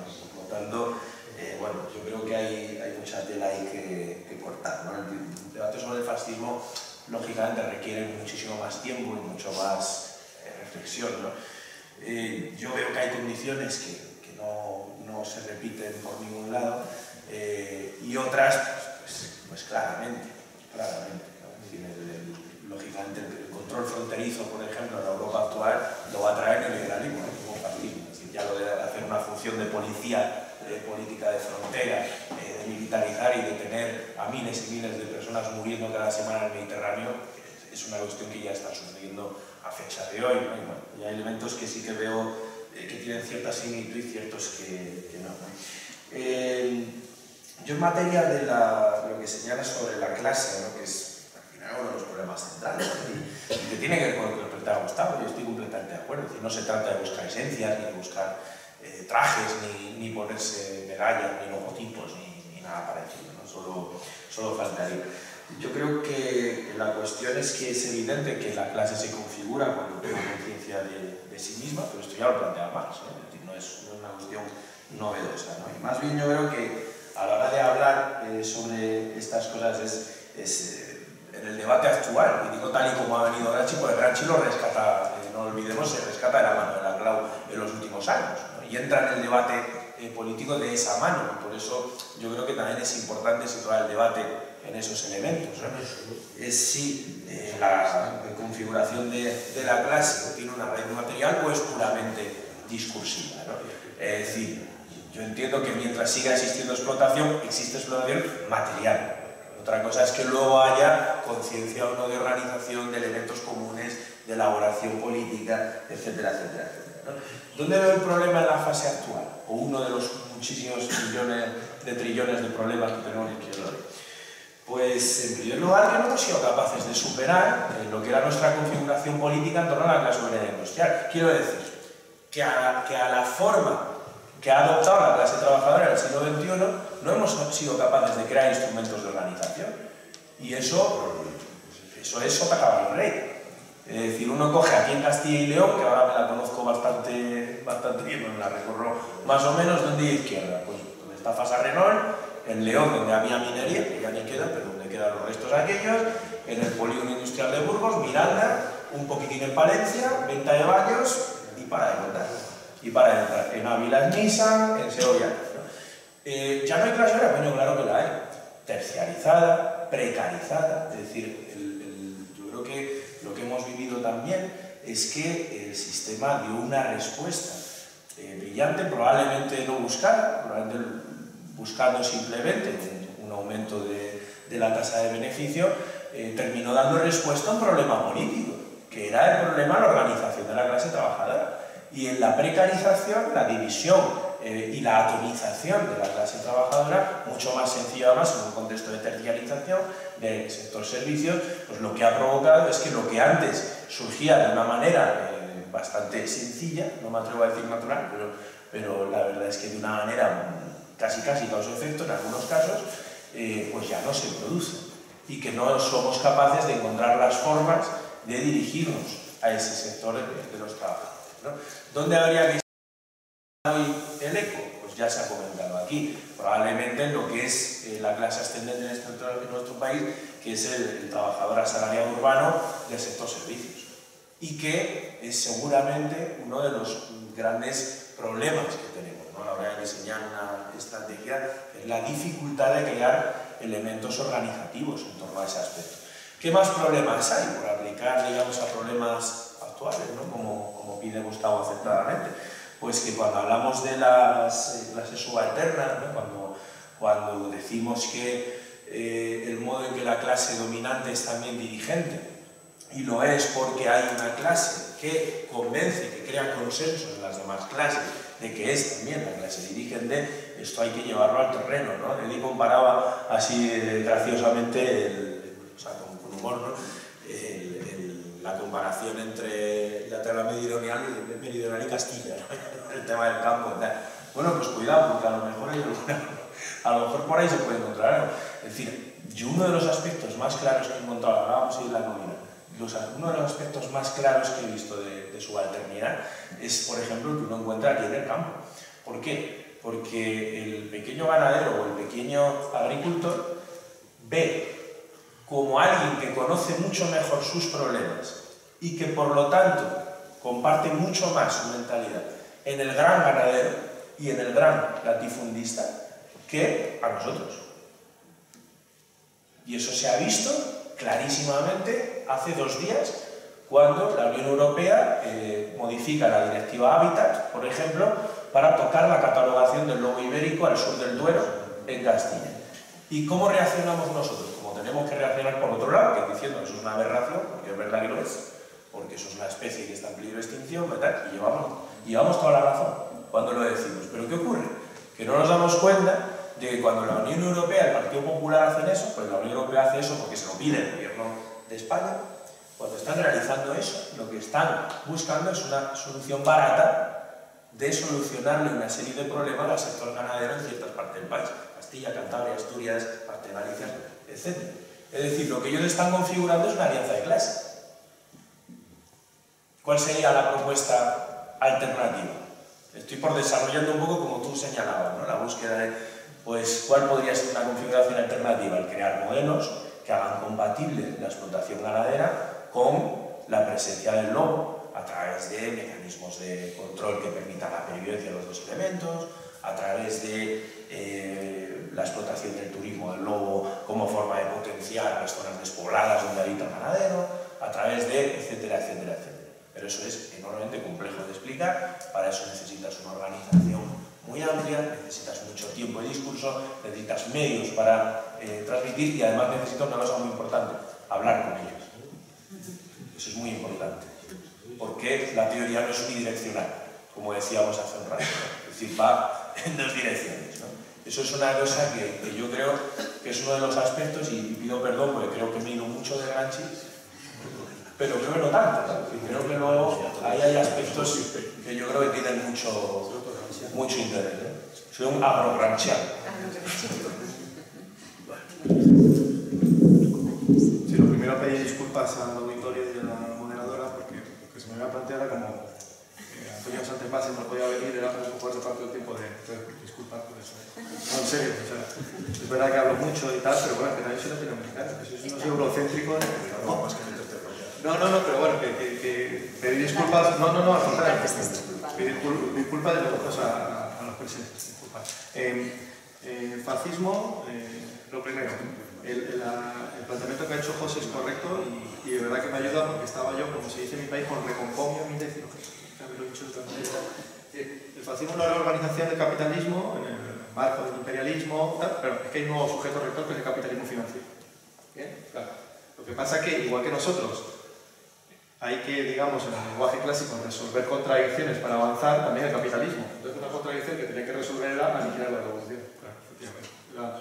Pero no es un rollo causa-efecto, sino que es una necesidad histórica. Es difícil que el capitalismo financiero se impusiese sin eso. De la misma manera que era difícil que el capitalismo se impusiese sin aniquilar al artesanado o al campesinado o los bienes comunales, ¿no? Ahí está el Marx de la acumulación originaria o el Marx muy bonito periodista, ¿no? La Gaceta Renana, ¿no? Es decir, bueno, pues eso es lo que quería plantear. Segundo, con el fascismo, el capitalismo financiero sigue siendo el segundo... el capitalismo financiero sigue siendo el sujeto rector de nuestra sociedad contemporánea. De una manera mayor que hace 80 años. Y para que en Francia la solución de las contradicciones que se generan en el centro capitalista no sea en forma fascista, es que hay otros países que sufren el fascismo. Es que hay más países que los 17 de Europa Occidental, Canadá y Estados Unidos, ¿no? Igual que hay monarquías absolutas, aunque el absolutismo monárquico no sea el sujeto principal de nuestra sociedad contemporánea, estoy hablando, pero hay monarquías absolutas, ahí están las petromonarquías, ¿no? De ciertas zonas del Oriente Medio, existen. Pues hay países que son fascistas, porque para resolver las contradicciones que se generan en el centro, se amortiguan en la periferia, igual que hay imperialismo. Por eso Francia, en noviembre, bombardeó el mismo día 5 países de África. Y es un elemento muy importante, los Macron pueden ganar, ¿no? Vamos a ver dentro de 5 años, porque en lo que era su área colonial, que siguen actuando, hay países que realmente se reconocen elementos de articulación que recuerdan al fascismo. Una cosa es que nosotros, o sea, que hay que pensar el mundo como algo estructurado también para poder realizar un análisis, ¿no? Que no lo era tanto en la época de la Tercera Internacional. Fue novedoso porque incluyeron a Asia, pero no era todo el mundo. Bien, ahora sí. Y esto me sirve para lo segundo. ¿Por qué la tesis doctoral de Rosa Luxemburgo era sobre la industrialización en Polonia? ¿Por qué Lenin se cascó 2 libros antes de cumplir 30 años, que ha reeditado Siglo XXI, sobre el contenido económico del populismo, sobre el carácter del capitalismo en Rusia? Es decir, ¿por qué Lenin estudiaba, le dedica tanto tiempo a estudiar cómo era la industrialización en Rusia? ¿Por qué Gramsci le dedica tanto tiempo a ver cómo era hasta poco antes de su muerte, con el taylorismo y tal, cómo era la industrialización en Italia? ¿O por qué también en España, el anarquismo y posteriormente el socialismo, incluso el comunismo? ¿Por qué la industrialización en España fue distinta a otros países? Es el debate todavía en los años 70 del siglo XX en España. ¿Por qué? Porque la industrialización era, estoy resumiendo mucho bien, pero que se entienda, era la fuerza rectora de la construcción de aquel capitalismo. Entonces, ¿cómo mi país, sin ser de industrialización, era importante para luego articular la política de alianzas, el programa, tal? Bueno, ¿qué es eso ahora? La globalización. Entonces, ¿cómo se inserta España o la Europa meridional en la globalización? ¿Es el Estado-nación o la región o la ciudad global el elemento núcleo fundamental del análisis? Entonces, hay que pensar en términos de la globalización, de la internacionalización, ¿no? Del capital, pero también de las fuerzas productivas, etc. ¿Bien? Entonces, lo que era la industrialización, pues ahora tenemos que pensarlo desde ahí. Y para que la globalización se imponga y sea exitosa en este marco en Madrid, tiene que concentrar un área en el norte, que es donde está el capital financiero, Azcar, Santiago Bernabéu, ¿no? Y las zonas de Gran Vía, Callao, está mejor de inglés, ¿no? Y el prima, el Gran Vía, Callao, Sol, ¿no? Eso es lo que se inserta en la globalización, y para que eso se pueda insertar en la globalización de manera exitosa, porque el capitalismo español es moderno y exitoso, ojo, tiene que haber una Vallecas, un Sera, una Vía Verde, es decir, una periferia. Que igual, que yo no pretendía ser gracioso por una especialidad, pero lo que quería decir es, para que la industrialización en el norte de tu país, en Italia, fuese un éxito, porque era la tarea histórica de la burguesía en aquel momento, ¿no? Tenía que haber un sur, casi como una colonia interior, en la que extraer fuerza de trabajo, ¿no?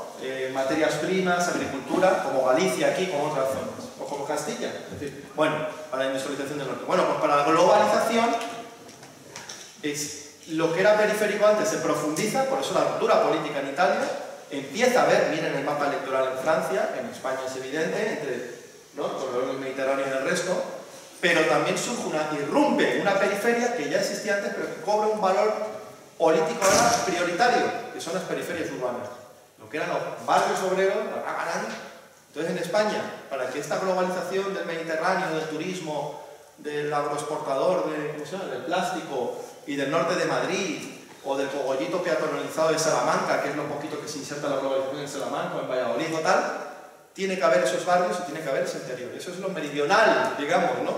Y bueno, pues a mí Gramsci y otros me sugerían esa idea. Y tercero, eso va directamente, no es solo un elemento geográfico, sino donde primar nuestra acción política, que nadie lo hace de manera determinante, pues nosotros tenemos que dar ese paso, ¿no? Y va con el sujeto político, claro. ¿Y por qué? Porque ahí está un elemento fundamental del sujeto político de cambio. Porque es verdad que los partidos comunistas, socialistas y tal, clase obrera industrial. Bueno, en España no tanto, pero también. ¿Pero qué sustituye a la clase obrera industrial? El trabajador y la trabajadora de la administración pública. Entonces la configuración de Izquierda Unida en los 90 y en los 2000, y ahora Podemos igual, es el sujeto rector, es el trabajador y la trabajadora, fundamentalmente en los servicios públicos, en concreto la educación pública. ¿Dónde atacó el capitalismo en los 70, 80? En la clase obrera industrial. Deslocalización, globalización, fragmentación productiva, subcontratación. ¿Dónde ha atacado el capitalismo en la década de los 2000? Recortes, ¿no? Ayornar, ¿no? Reducir el gasto social, recortes presupuestarios, ¿cómo se llama? La austeridad, que nos ha robado otro nombre precioso que era nuestro. La austeridad, etcétera, etcétera. ¿Para qué? Para atacar a ese sujeto político donde la izquierda se reconstruyó en cierta forma, que era el trabajador de la sanidad, de la educación, del Estado social, digamos. Bien, y decir, joder, nos han pillado, ¿no? Pero ¿qué ocurre? Que de ahí surge otra cosa. Y en esta década de crisis han aumentado muchísimo los trabajos asalariados. ¿Pero en qué? En el sector servicios, en el sector privado, en una que sí que hay mucha precariedad, mucha fragmentación, pero como el territorio por la globalización se segrega, se concentran territorialmente, ya sabemos dónde está el barrio Salamanca fundamentalmente, Garrido, el barrio Blanco, Pizarrales, más allá no el barrio San José. Entonces, lo que el capitalismo ahora fragmenta, lo que digo muchas veces, la fragmentación del obrero colectivo, ahora la industrialización 4.0, la digitalización, los recortes, ¿no? Se jubila un catedrático y entra un asociado o dos asociados, un interino, etc. En esa fragmentación del obrero colectivo la podemos reconstruir en el territorio, en esas periferias que se van a ahondar y se van a profundizar. Y fijaros si es tan importante, con esto termino, es ese nacionalismo de derecha reaccionario lo ha visto y actúa ahí. Y esta clase trabajadora existe y construye, y claro, cuando hablamos de clase trabajadora no decimos, no es que la nueva clase trabajadora de estas periferias se expresan culturalmente, no, la llamamos tribus urbanas. ¿Qué pasa? Que la música electrónica, el trap y otras manifestaciones es una manifestación cultural de primer orden en estos momentos, donde el sujeto protagonista es la clase trabajadora, oirán las letras y no son racistas, ¿no? Etcétera, etcétera, no lo puedo, pero yo veo ahí, en esa, o sea, si antes era el sur de Italia, ¿no? Y el campesinado, pues nosotros, ¿dónde está esa periferia? O sea, ¿dónde? ¿Qué permite que la globalización sea exitosa en España? ¿Dónde está el eslabón débil? ¿No? Diríamos, pues en esos barrios que también existen en estas ciudades, en el interior, y por eso estas zonas pasan a ser primer orden político, no es más subordinada. Y ese nuevo asalariado urbano, un elemento fundamental rector, y por ahí yo sí, no voy a decir ser optimista, ¿no? Esto a lo mejor soy gramsciano en algunas cosas, o pesimista, no lo sé, pero veo elementos fundamentales para nuestra reconstrucción y una posible victoria. Muchas gracias.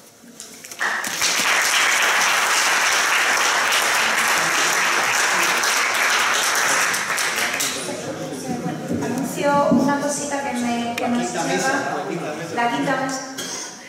Nada, una cosita que nos ha llegado, ¿vale? Y es que es un acto que habrá el lunes día 8 de mayo. Nos informan que vendrá Pedro Rivas, que es traductor de Marx y especialista en la recepción del marxismo en España.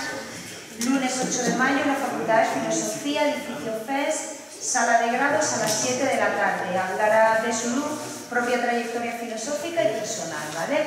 Y bueno, ya yo no voy a hablar de Gramsci, tranquilas, o sea, ya esto es el protocolo de despedida, ¿vale? Nada, bueno, en principio voy a hacer un agradecimiento y unas disculpas Sobre todo pues porque yo creo que desde que empezamos el horario previsto pues se incumplió y se aniquiló por completo, ¿no?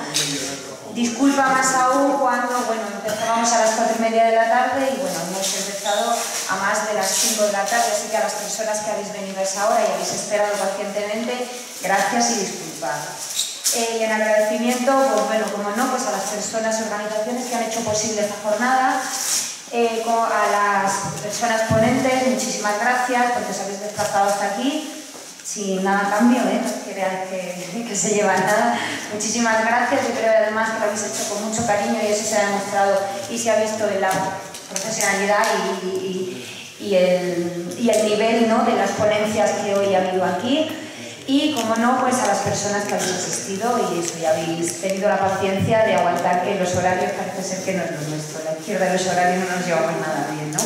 Así que, bueno, yo espero que hayáis disfrutado, que reflexionemos, que aprendamos, que disfrutamos, que debatamos y que, bueno, y que podamos vernos aquí en unas próximas jornadas que parece ser que van tirando por ahí que van a ser de Paco Fernández Boy, o sea que disfrutaremos también de ella.